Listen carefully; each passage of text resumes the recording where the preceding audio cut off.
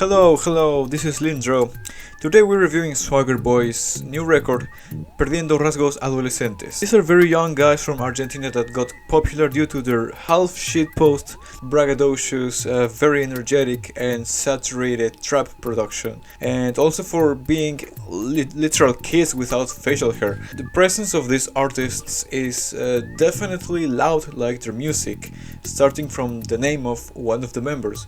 Agus Fortnite 2008, Agus Fortnite 2008, which is undeniably careless and funny in some way. Why are we listening to an artist with the name of a random kid's username? And also we have the DIY music video full of MLG style production that doesn't look professional at all. But it's that underground type of music video that's just a bunch of cheap effects that brought together create this aesthetic. But this is part of the whole brand. These guys in their music say, this is the music from the new generation, this is the new deal, stop playing that stupid classic Argentinian rock, we don't need that, you old heads. And this rage baiting is what would shape the concept of their first album, Murió la Música, or Music's Dead, mocking the people who might think that after listening to their music, and what's worse, seeing people liking it. But anyone who's in touch with the current music landscape understands the appeal of music like this. We live in an era of overstimulation, so music like this should mean no surprise. This style of music is trending right now. I mean, it has been trending for a while, and it's not new. And also, this music is not unlistenable harsh noise with sounds of pigs or something.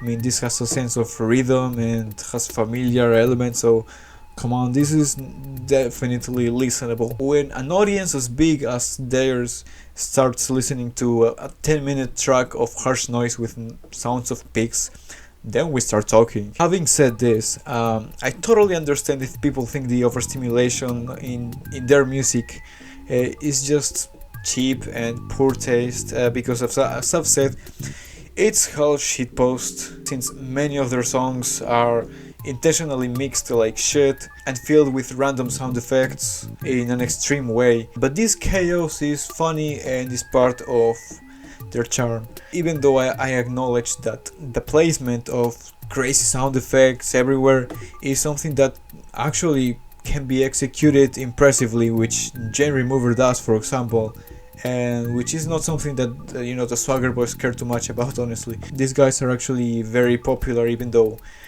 they are considered the underground of Argentina, because apparently underground doesn't mean not popular or unknown anymore.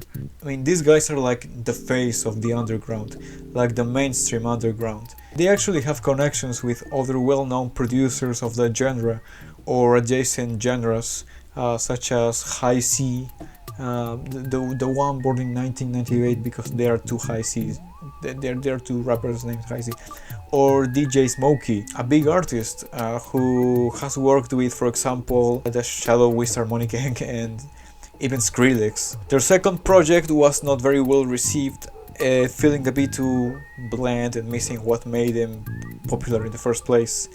But now we're giving them a new chance with this project, named Losing Teenager Features or something like that, because yes, they are no longer kids, even though it seems that they skipped that whole stage of their life and got their brains fried as quickly as possible, because in this project they talk a lot about drug consumption. First song is a very strong beginning with a sample I really like, which might come from Indian chants or something, because I see that the visuals of this album revolve around Hinduism for some reason. Is this cultural appropriation?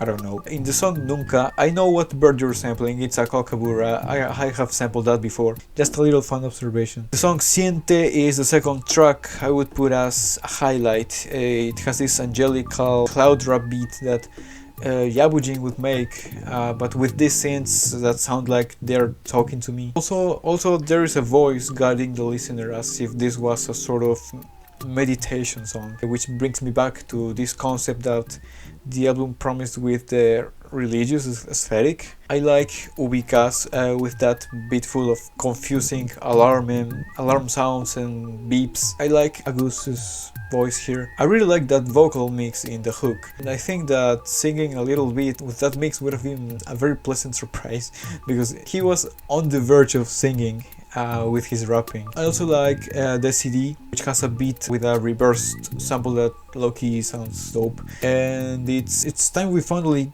got that after hearing so many reversed vocals and ad-libs thrown in there in several songs. I don't know what's the intention of that, but it's quite original. I like that. I like the reversed vocals. I like the chaotic beat of the song LSD and the muddiness of it, although that makes the vocals not very understandable in the first half. You know, I feel like I'm being given too much of the beat and not too much of the vocal delivery here, which is something that you start to notice happening in many of these of the songs at this point. There catchy hooks for sure, but the lyrical content, the lyrical content is something that we've been missing up until this point, and we're in track 10. The beat of Rosario is one of my favorites with Indian samples apparently. I'm talking about Rosarios or rosaries or prayer beats and how those protect them from evil. The lyrics, however, don't go much deeper than that.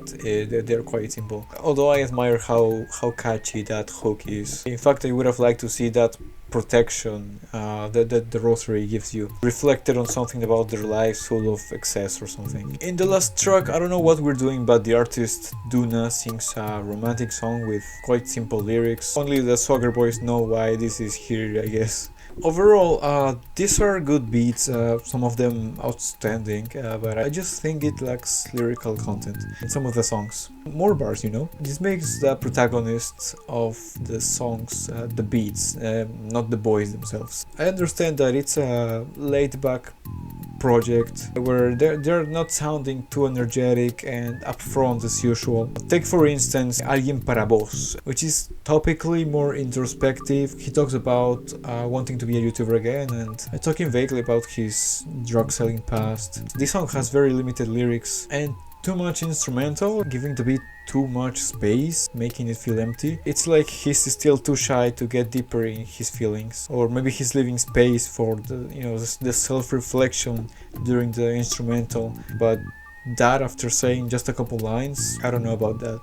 And well, after listening to this, the Hinduism concept might just be a facade or just a stylistic choice instead of something deeper. It never had too much relevance, aside from the sampling of Indian music. It's okay, but I mean, saying it's cultural appropriation doesn't sound too crazy to me because they never linked that to the lyricism, really. They could have reflected on their inner peace or morals or whatever, or something to do with religion. I mean, it's not that deep, you know, I understand, and it shouldn't necessarily be, but superficiality leaves you hungry for more, right? And also, yes, as I've said, this just looks like cultural appropriation. The moral aspect of this cultural appropriation doesn't matter too much in this case. It's the SWAGGERBOYZ who couldn't give a single rat's ass about being respectful towards traditions or morals. But I mean, if you were going to take that, you could have done something more with it. So to conclude, I just think that they could have gotten the pen working more, as Drake says. At the end, this was an enjoyable experience, especially for the crazy beats. There are dogs barking outside. This is a very Latin American moment. Rating music is weird, but I would give this one a 7.5 out of 10. Positive rating. Oh god, this is why I don't like dogs. Thank you for watching and see you next time.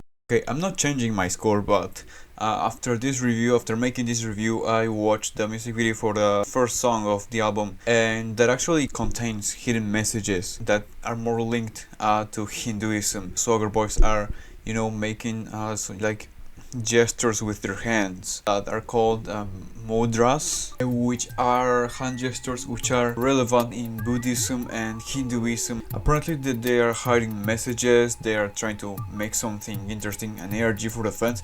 I don't know what they're doing. This definitely makes it less of just mere cultural appropriation and gives it a better reason to be. I think that I got to acknowledge this, and you know, this makes me respect them more because I see that they do have an artistic direction. However, this is not going to make me change my score.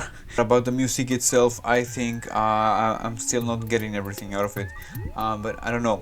Are there hidden messages in the songs about, you know, this concept of Hinduism? I don't know, it might be unveiled by the crazy fans in some days.